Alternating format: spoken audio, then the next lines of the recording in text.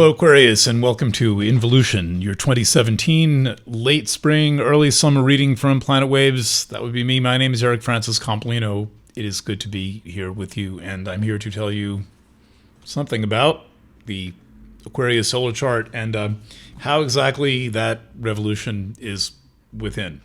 So, one of my approaches to astrology is that a sign, first of all, is influenced by the entire zodiac wheel, which is why I use a whole wheel in all of the readings I do for signs, which is why I can get a little more information out of the chart than if I just read, one little wedge. And if we were to look at the Aquarius wedge here, I just read Scorpio, so now you're the last of the fixed signs.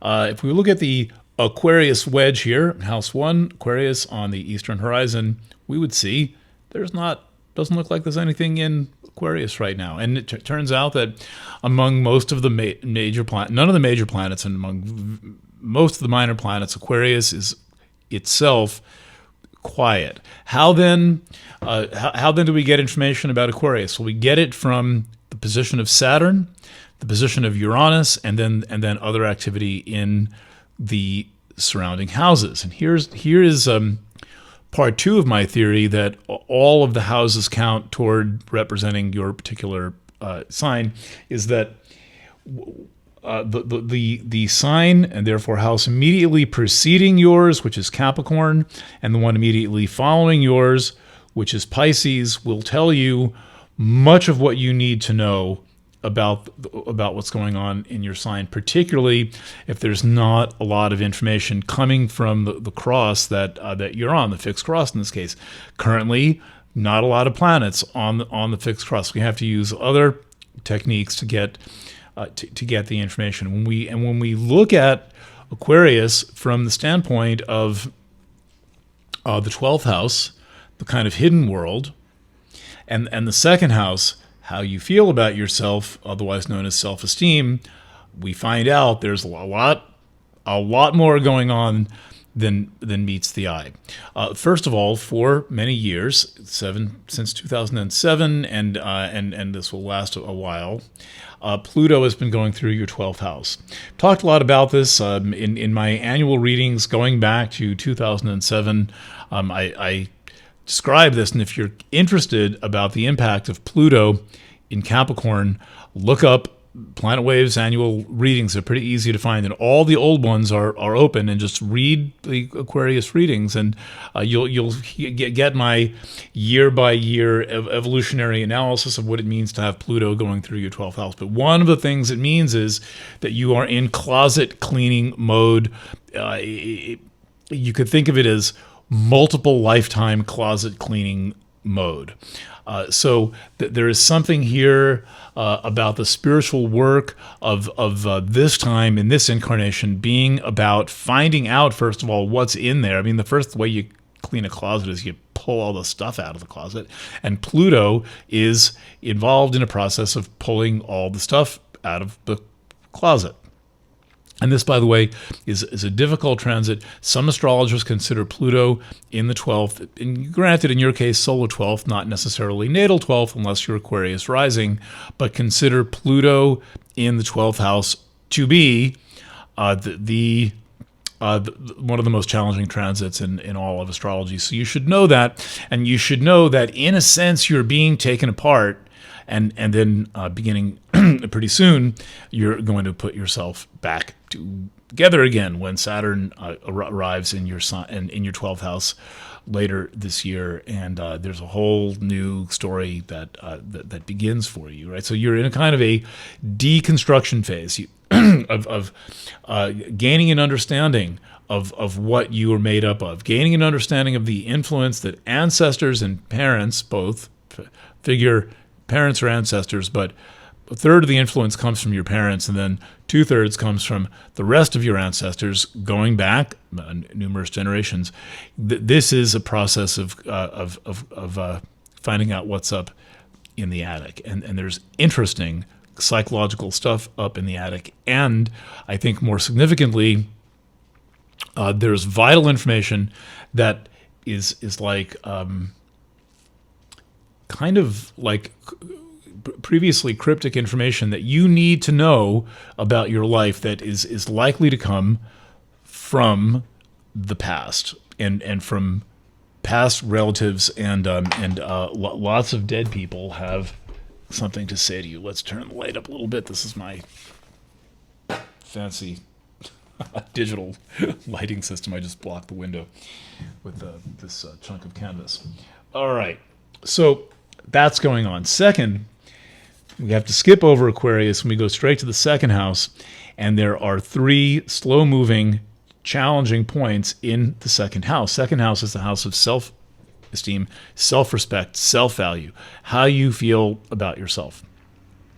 And this is complicated. There is, as challenging as it is to have Pluto in the 12th, you also have a particular challenge of getting onto what you might think of as solid ground with yourself and your self-esteem. Now, you are not alone in having any question of self-esteem. I think it is the thing that is the most important issue on the planet, certainly in civilization, Western civilization, say, for example, American society, British, Canadian, all this. Self-esteem is a huge issue. I suspect that Americans are struggling with the self-esteem issue more than other cultures, but there's no limit to the depth, I think, of this concern. And you fortunately have spiritualizing influences. First of all, the thing to remember about your self-esteem is that Pisces is the sign involved, right? And so where there is Pisces, there must be a creative and spiritual approach to the question.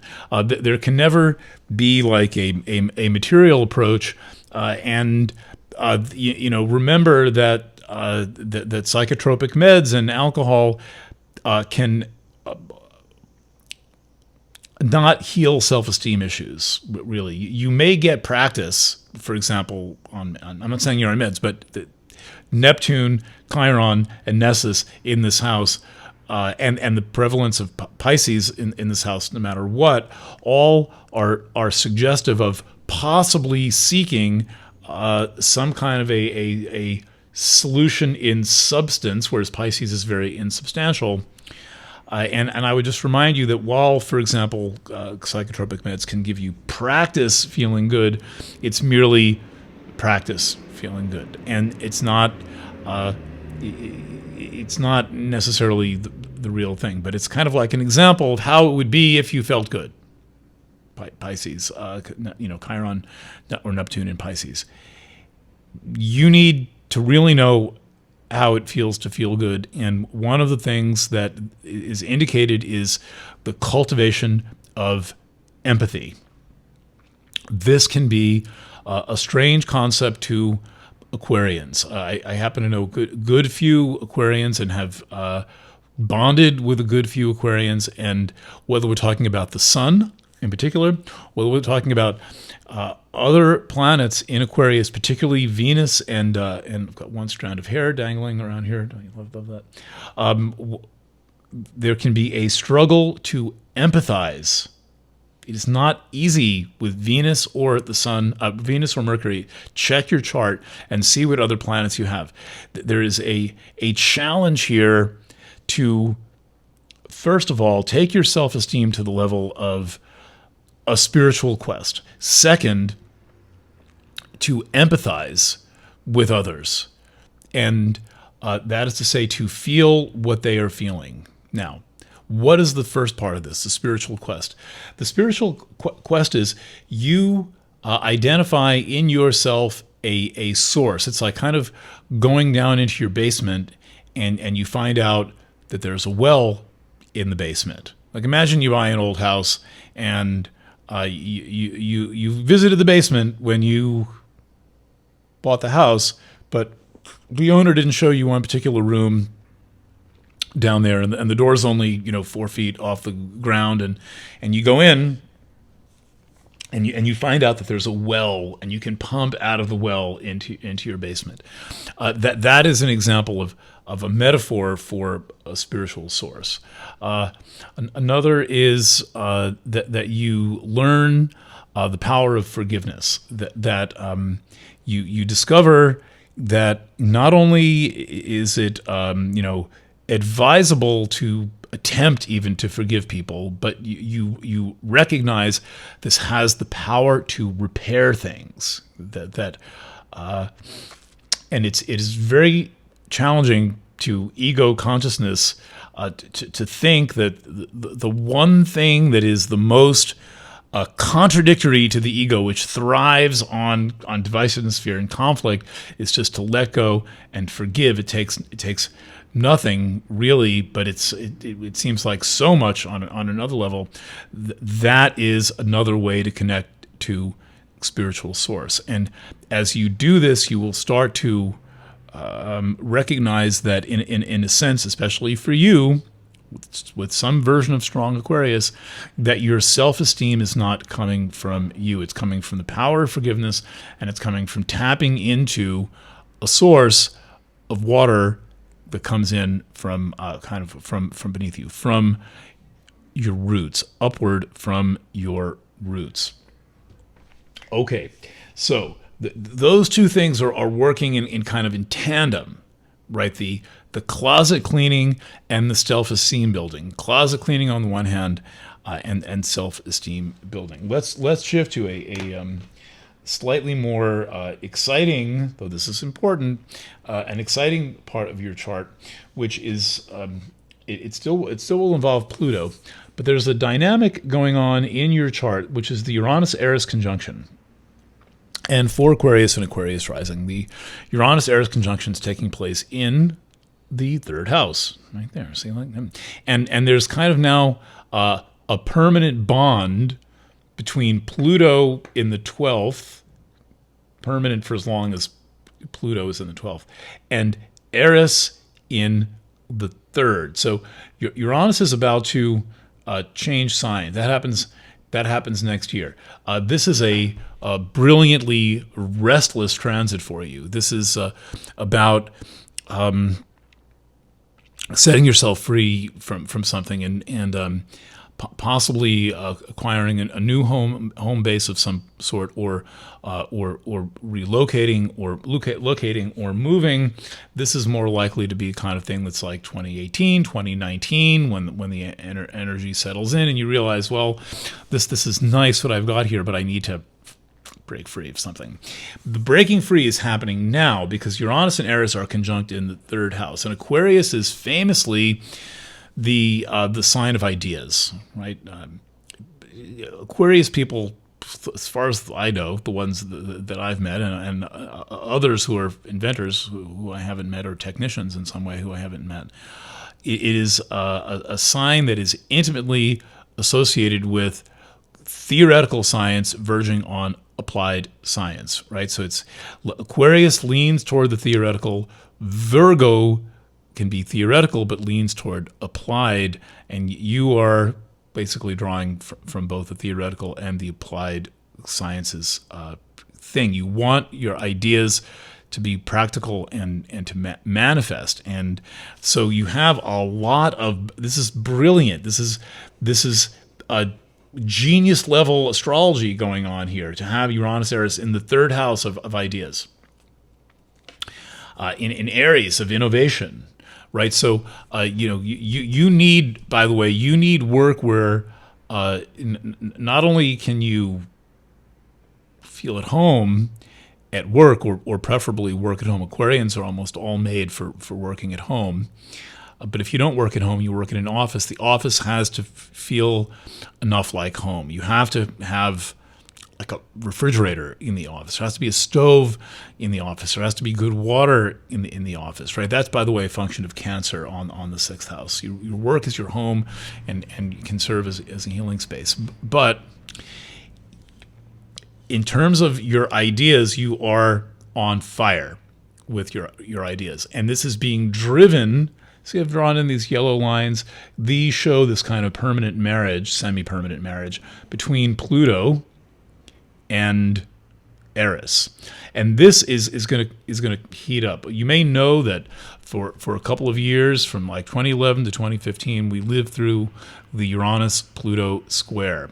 And then now we're living through the Uranus-Eris conjunction.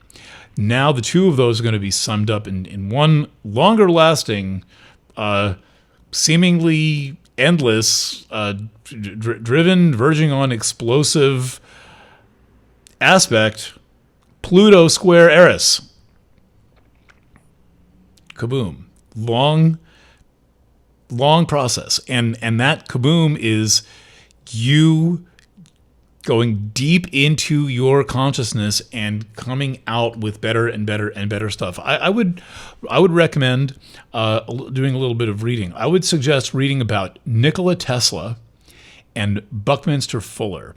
And while you're at it, perhaps a little bit about Marshall McLuhan. These are three people who are of the archetypal inventor dimension. Tesla and Buckminster Fuller. Fuller in particular is incredibly inspiring. Read any biography of Fuller to read how a true inventor born with the sign Cancer, by the way, thinks.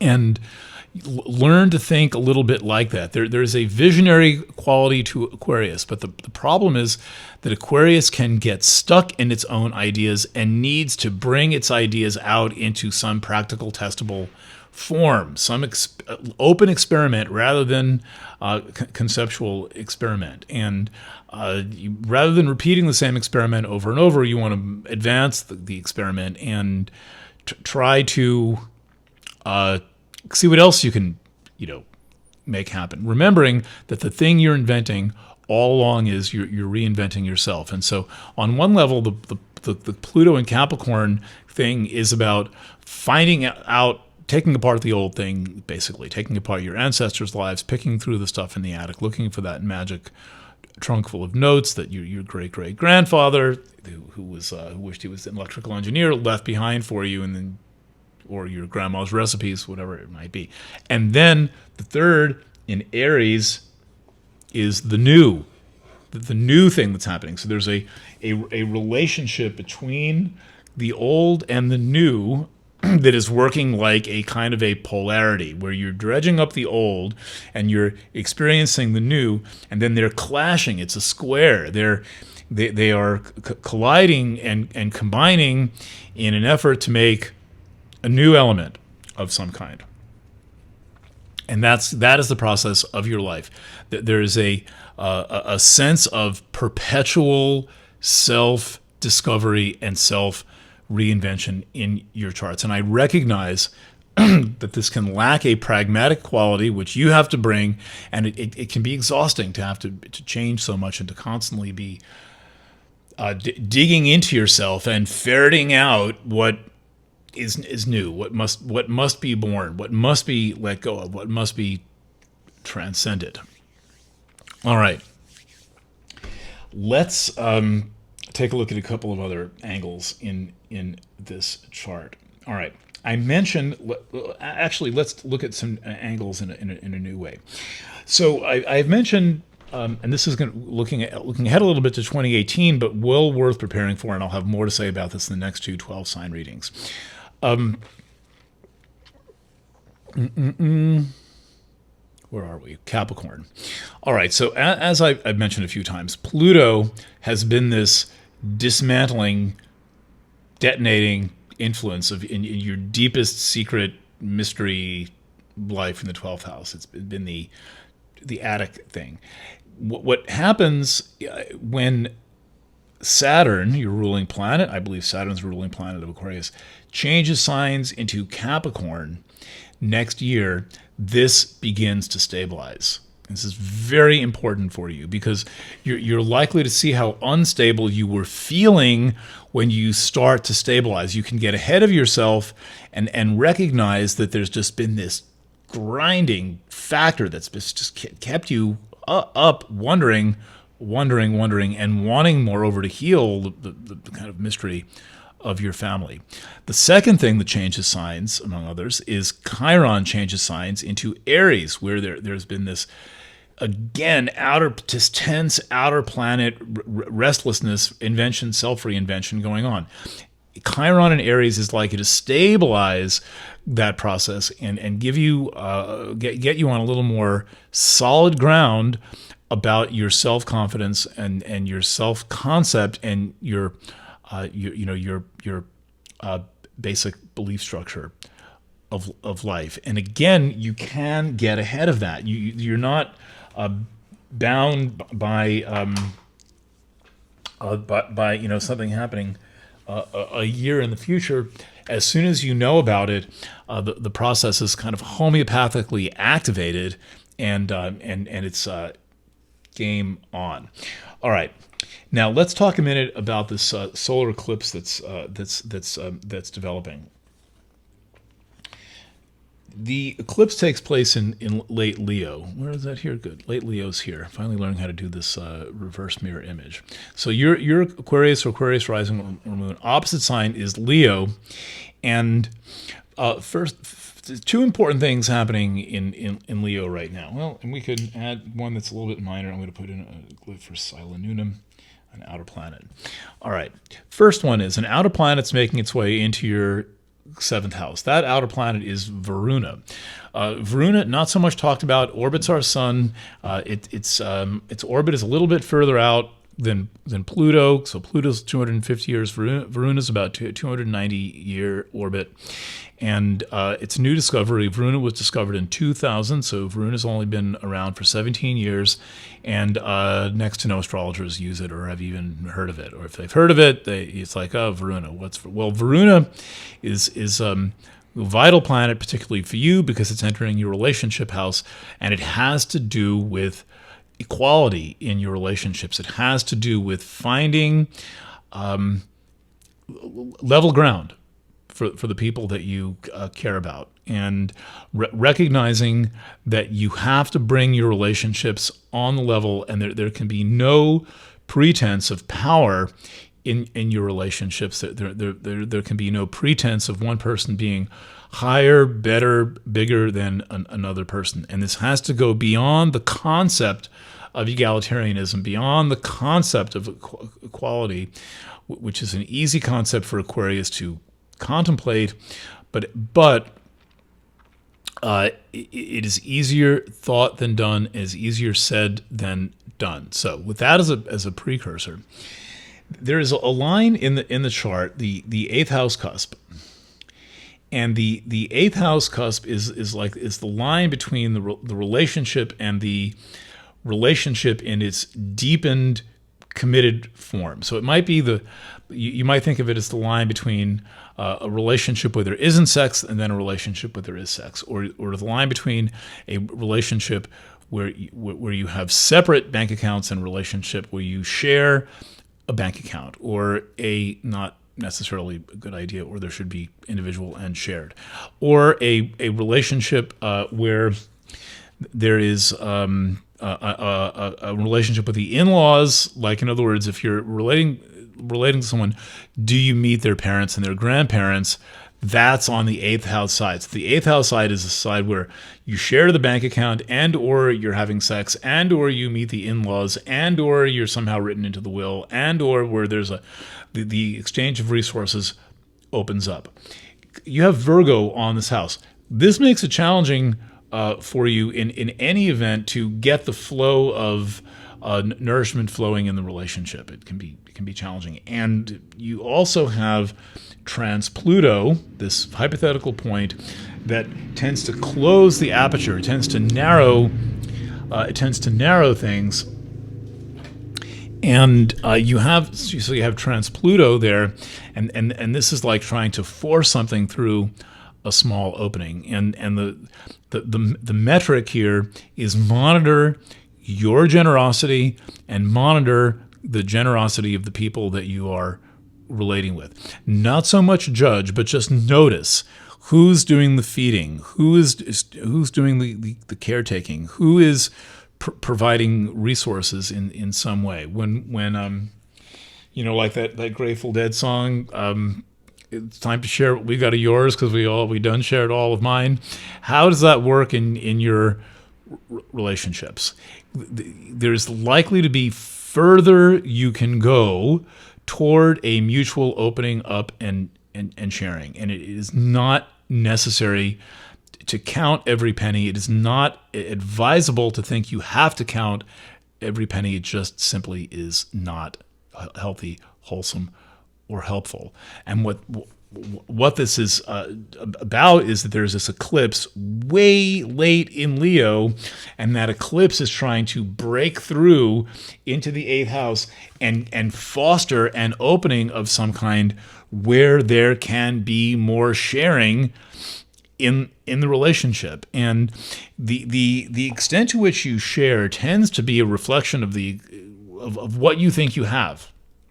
And if you don't think you have much, you're not going to want to share much. If you're sharing, you might decide, well, I must have a lot because I'm sharing. I'm living in a state of abundance. Well, these are things to monitor and to pay attention to. And you may begin to make decisions based on that. You may notice that you've made dinner the last 100 times. What's going on? Or you may you may think that your boyfriend's or husband's always supposed to pay for dinner. Well, what's going on?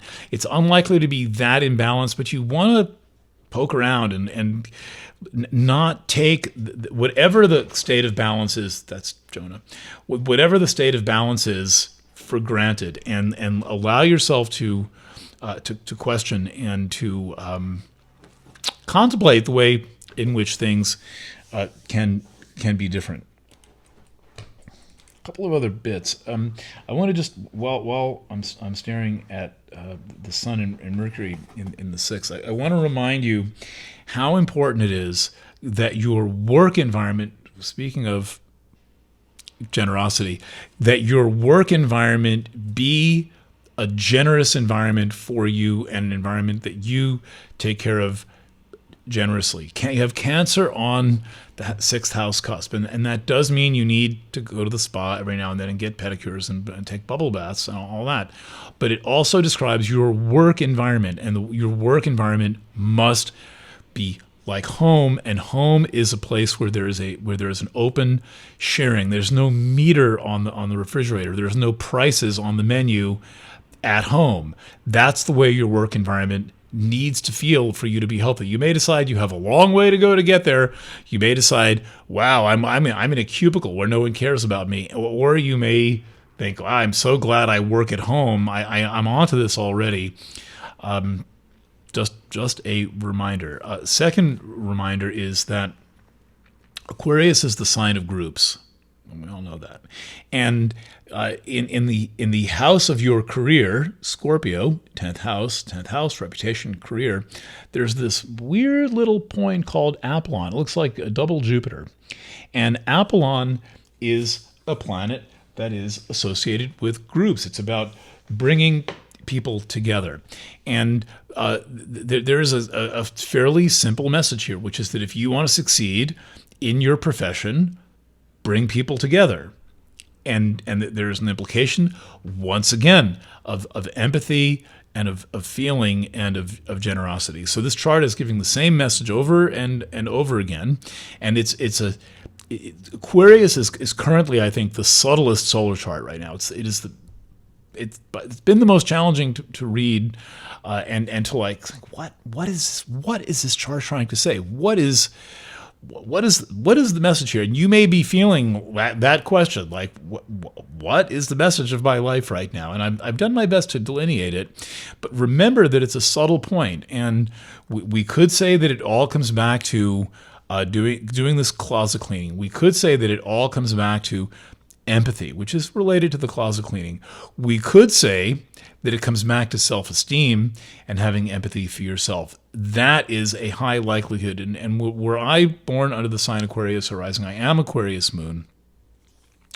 I have a kind of honorary,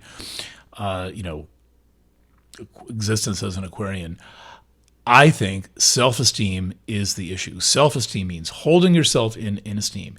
Self-esteem means respecting yourself for who you are. It means letting yourself be the person that you are not judging the person that you are, but also making the corrections that you need to make, and recognizing when you've transgressed a boundary or done something that you feel is inappropriate, and coming forward and saying,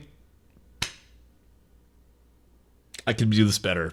That's why I get a second chance. And, don't let anyone tell you that you're not a beautiful person, or treat you that way, though. Look, that's most likely to come from your judgment, and your sign is the sign of the water bearer. You have that water to share. That's what that's doing there. That's why Aquarius is the sign of groups. And in any manifestation, whether it's Aquarius as the water bearer holding the urn of water, or Aquarius as I guess the goddess Nut standing in the river, in the Tigris Euphrates River with the Nile, rather, with the Nile Normalica. There's two versions of Aquarius, like the old Babylonian version, where she's measuring the depth of the Nile, which is about the water that will nourish the crops, or the water in the urn. Both are about making sure that everyone has enough to eat and drink. It should never content you to be the one that has enough. Whatever your form of that nourishment, that water is, you must make sure that you are never content to have others around you being needy in any way, and you will feel better, and you'll feel how much you have. All right, Aquarius, thank you for your time and the ability to share. Thank you for supporting Planet Waves and taking advantage of the readings I do. If you have any questions, drop me a note, efc@ericfrancis.com. Please avoid Tuesdays or Thursdays. If I don't respond right away, try again. It gets busy in my inbox, and I would be very curious to hear from you, as ever. All right. Don't forget your rising sign. That's important. Okay. Love. Bye for now.